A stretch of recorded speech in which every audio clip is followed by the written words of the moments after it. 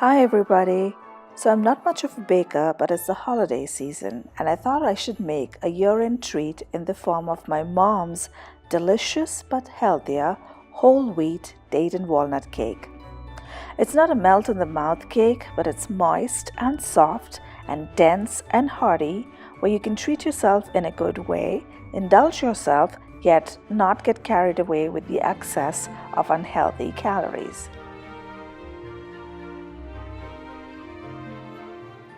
To get started with the date and walnut cake, we'll take the first ingredient, and that's dates. We're going to remove the bits from them and any hard woody portion at the end of it.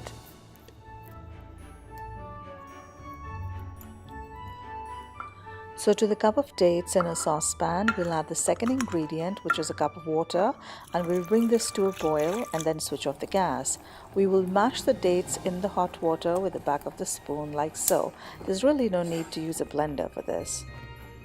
So once we have the dates mashed up like so, we'll keep them aside and then get our loaf pan greased up.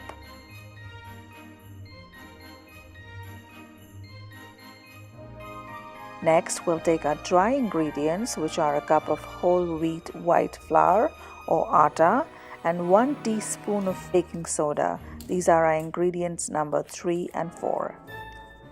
We'll mix them well and remove any lumps and keep them on the side.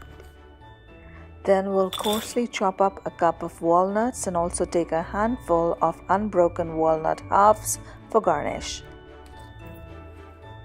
You see the pattern here and how easy this recipe is to remember. 7 ingredients, out of which the 4 main ones are all 1 cup each. That's 1 cup dates, 1 cup walnuts, 1 cup whole wheat flour and 1 cup water. Now let's add about 1/3 of a cup of oil to the mashed dates. Now I tested with 1/4 of a cup of oil as well, and although I still loved it, I think that this version is a little bit more moist.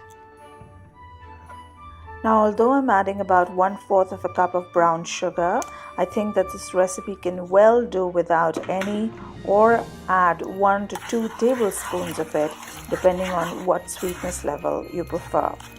For me personally, the sugar from the dates works really well, so I really don't need any added sugar. But I recommend, if this is the first time that you're trying out this recipe, to go ahead and use about 1/4 of a cup as shown here. Next, we'll go ahead and mix the flour and the baking soda mixture and also add about 1/2 teaspoon of cinnamon to it.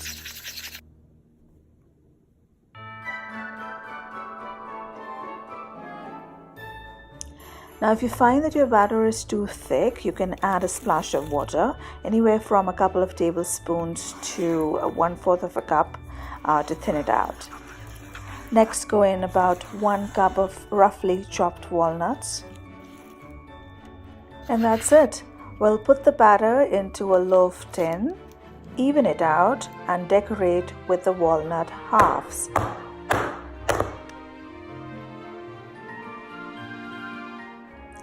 Then we'll bake it for about half an hour at 350 degrees Fahrenheit or about 180 degrees centigrade. We'll check the cake at about 25 minutes. Basically, the fork or the knife, whatever you use to put in the center of the cake, should come out clean. And this means that the cake is done. Then we'll let the cake cool down completely, about 15 to 20 minutes, and take it out from the loaf tin like so. If you take it out while it's still hot, then chances are that it'll break.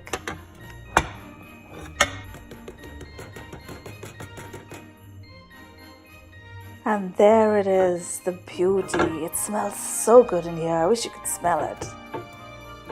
And now a taste test.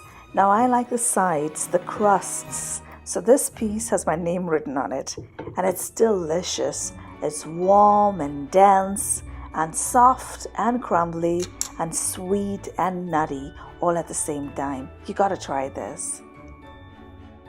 Now this cake goes away real quickly. See the pace that I'm going at? So I recommend that you double the ingredients and make a larger cake if you'd like. And it goes really well by itself with milk or coffee or tea. So there you have it.